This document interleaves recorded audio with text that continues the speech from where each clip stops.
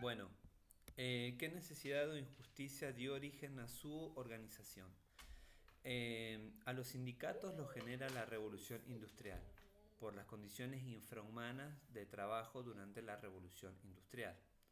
Jornadas demasiado extensas, los hombres se empiezan a enfermar, las convocan a las mujeres, se enferman igual, convocan a los niños, se enferman igual, hasta que bueno, surgen los sindicatos, la gente se organiza y todo lo que ya conocemos. En el caso particular de mi organización, el SIDUNS, que es un sindicato de docentes de la Universidad Nacional de San Juan, lo que lo hace surgir es un proyecto político para disputar eh, la concentración eh, de docentes en un solo gremio. O sea, había un solo gremio de docentes y surgió la necesidad de crear otro gremio docente para representar a mucha gente que no quería estar en el gremio docente histórico y antiguo que hay en San Juan para los docentes universitarios. Eh, entonces hay una cuestión política, eh, pero también está la necesidad de resolver situaciones laborales que el otro gremio no alcanzaba. Había un gremio, por decirlo así, tenía el monopolio. Y entonces surge el SIDUMS.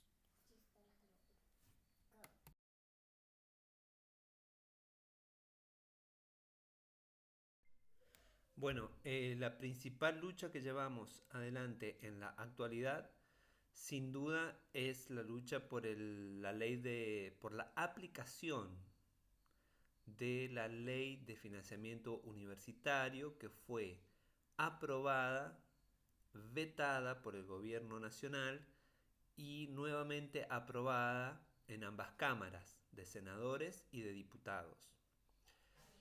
A pesar de eso, el gobierno no aplica la ley, una ley hecha por la oposición, eh, porque el gobierno ejecutivo nacional, en su afán de ajuste, ha desfinanciado la universidad, tiene congelados los presupuestos desde el año 20, bueno, desde que asumió, desde fines del 2023, congeló el presupuesto, teniendo en cuenta que es un presupuesto, el del 2023, que se diseña en el 2022.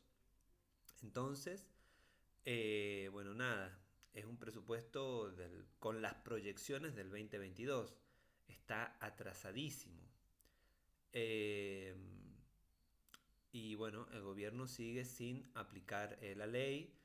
Las últimas novedades que hay al respecto es que la ley ha sido judicializada, o sea, el gobierno nacional, el ejecutivo nacional ha llevado la ley de financiamiento universitario a la Corte Suprema.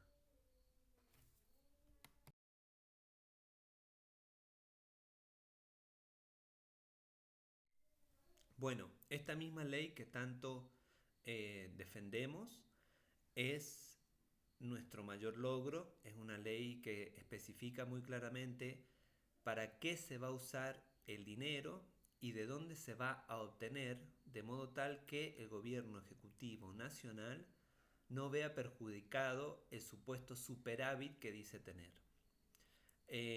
Pero como el gobierno nacional no está de acuerdo de dónde se van a obtener los fondos, impide la aplicación de la ley de financiamiento universitario, o sea que es el propio Estado el mayor impedimento para la aplicación de dicha ley.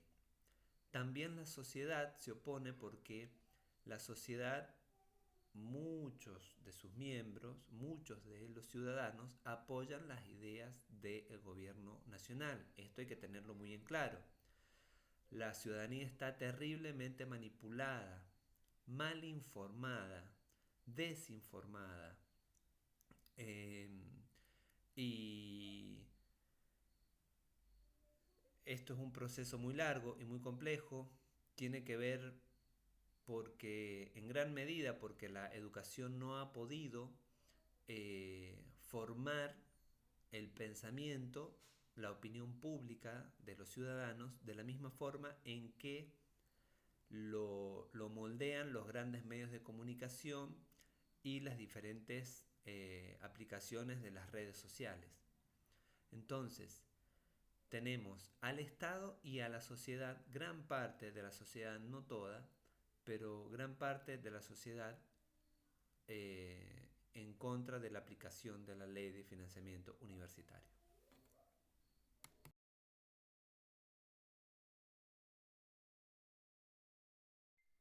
4. Necesitamos toda la colaboración posible.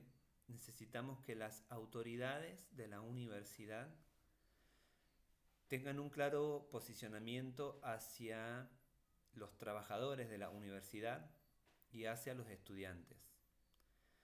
Entonces, las autoridades de la universidad deberían participar de la repolitización de la opinión pública. Y digo politización y no partidización, ¿está bien? Porque nadie pide que la sociedad se partidice, se vuelva parte de un partido político. Pero sí necesitamos que la universidad no le tenga miedo a la politización.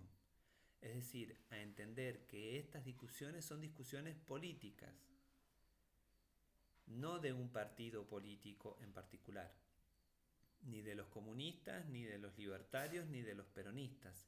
Son políticas porque son para la polis, para la ciudad y para la ciudadanía. Entonces, necesitamos que la universidad entienda que no puede seguir creando carguitos chiquitos que precarizan el trabajo docente, por ejemplo.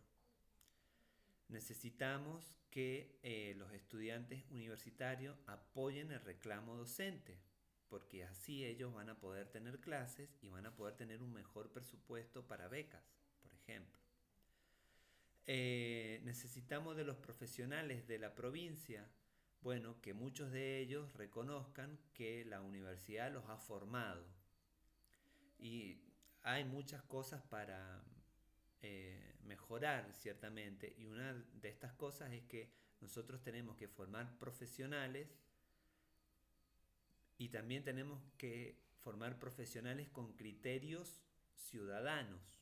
Es decir, tenemos que formar profesionales que sepan, que sean conscientes de que forman parte de la comunidad, que lo que sucede aquí les afecta, que nadie es inmune a las crisis que nos atraviesan.